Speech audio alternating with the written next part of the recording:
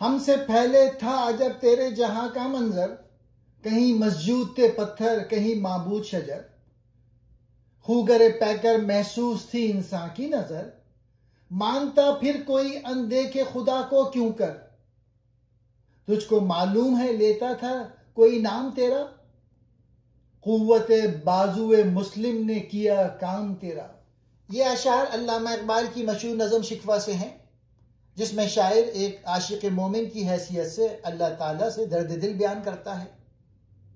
یہ شکایت کفر یا گستاخی نہیں، بلکہ ایک مومن کا جذباتی مکالمہ ہے جو اپنی قوم کی قربانیوں کو یاد دلاتا ہے اور اللہ کی توجہ پھر سے حاصل کرنا چاہتا ہے۔ اقبال کہتے ہیں کہ ہمارے یعنی مسلمانوں کے آنے سے پہلے دنیا کا حال عجیب و غریب تھا۔ لوگ پتھروں کو سجدہ کرتے تھے، درختوں کو خدا مانتے تھے، یعنی پوری انسانیت شرک، جاہلیت اور اندھی تقلید میں ڈوبی ہوئی تھی۔ انسان کی آنکھ سے وہی چیز دیکھ سکتی ہے جو سامنے محسوس اور مادی ہو۔ جب انسان سے بتوں کا عادی ہو گیا تھا تو وہ غیب کے خدا یعنی ایک لامحدود اللہ پر ایمان کیسے لاتا؟ یہ عقل اور عادت دونوں کے خلاف تھا۔ اقبال بڑے فخر سے کہتے ہیں، اے خدا کیا تجھے یاد ہے کہ اس زمانے میں تیرا نام لینے والا کوئی تھا؟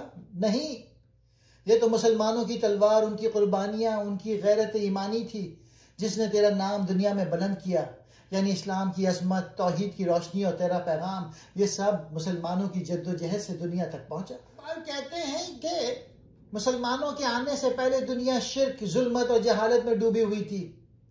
انسان صرف محسوس چیزوں کو پوچھتا تھا، بت، درخت، آگ۔ پھر اسلام آیا اور مسلمانوں نے اپنی قوت، قربانی اور ایمان سے اللہ کا پیغام دنیا میں پھیلایا۔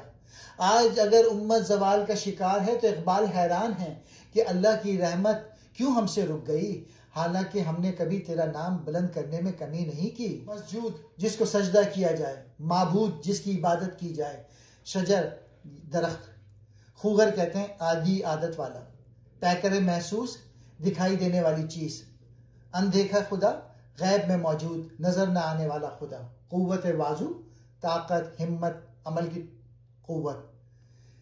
اقبال مسلمانوں کی زبانی خدا سے کہتے ہیں، اے پروردگار ہم سے پہلے تیرا یہ جہاں کیسا تھا؟ کہیں لوگ پتھروں کے سجدہ کرتے تھے، کہیں درختوں کو معبود مانتے تھے۔ انسان صرف آنکھ سے نظر آنے والی چیزوں کا عادی تھا، اس لیے وہ غیب کے خدا کو کیسے مانتا؟ پھر ہم آئے، مسلمانوں نے تیری معرفت عام کی، تیرا نام زمین پر گونجنے لگا۔ یہ تیرے بازو کی نہیں، مسلم کے بازو کی قوت تھی جس نے تیرا پیغام دنیا تک پہنچایا۔ اقبال یہاں بتاتے ہیں کہ اسلام کی عظمت انسان کے عمل اور ایمان سے تھی۔ اقبال کا پیغام صاف ہے، ایمان ہو، خودی ہو، یقین ہو تو انسان زمین سے اٹھ کر آسمان سے بات کرتا ہے۔